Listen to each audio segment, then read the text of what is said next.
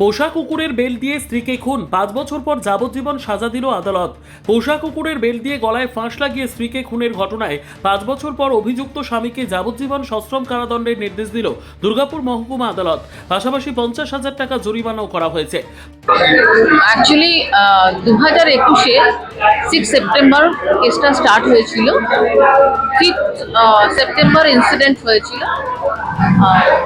Central Bank of India manager mister Biplab Paritha তার স্ত্রীকে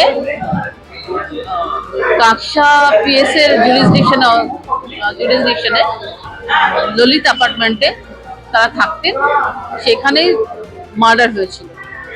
উনি নিজে মার্ডার করেছিলেন।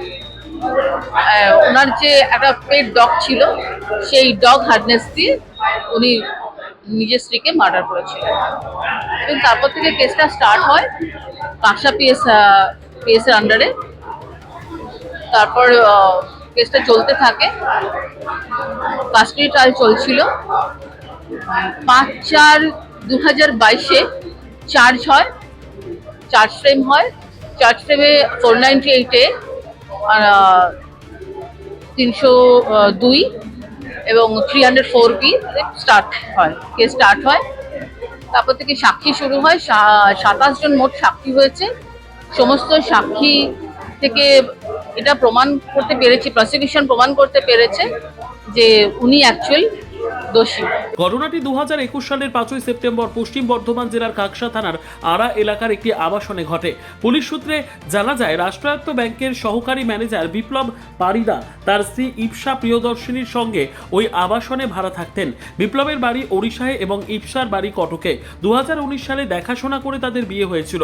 কর্মসূত্রে কাকসাতে বসবাস করতেন ওই দম্পতি। তদন্তে উঠে আসে, বিয়ের পর থেকে নানান বিষয় নিয়ে স্বামী স্ত্রীর মধ্যে অশান্তি চলত। ঘটনার দিন রাতেও তাদের মধ্যে বচসা শুরু হয় এবং তা ক্রমশ চরমে ওঠে। অভিযোগ, উত্তেজনার মাথায় গলায় পোষা কুকুরের বেল দিয়ে স্ত্রীর গলায় ফাঁস লাগিয়ে খুন করেন বিপ্লব। ঘটনার পর অভিযুক্ত নিজেই মোটরবাইক চালিয়ে কাকসা থানায় গিয়ে আত্মসমর্পণ করেন এবং অপরাধের কথা স্বীকার করেন। খবর পেয়ে পুলিশ ঘটনাস্থলে পৌঁছে ঘরের মেঝে থেকে ইপসার দেহ উদ্ধার করে। পরে মৃতার পরিবারের সদস্যদের খবর দেওয়া হয়। এই খুনের ঘটনায় এলাকায় ব্যাপক চাঞ্চল্য ছড়ায়। আবাসনের অন্যান্য বাসিন্দারাও ঘটনায় হতবাক হয়ে পড়েন। এরপর তদন্ত শুরু করে কাকসা থানা। দীর্ঘ তদন্ত, সাক্ষ্য প্রমাণ ও শুনানির পর অবশেষে মামলায় অভিযুক্তকে দোষী সাব্যস্ত করে আদালত। দুর্গাপুর মহকুমা আদালতের সরকারি আইনজীবী শ্রাবণী সরকার জানান, 2021 সালের 6 সেপ্টেম্বর মামলা শুরু হয়েছিল। দীর্ঘ বিচার প্রক্রিয়ার শেষে বিচারক অভিযুক্তকে যাবজ্জীবন সশ্রম কারাদণ্ড এবং 50,000 টাকা জরিমানার নির্দেশ দেয় আদালত। ব্যুরো রিপোর্ট, আরোহী নিউজ বাংলা।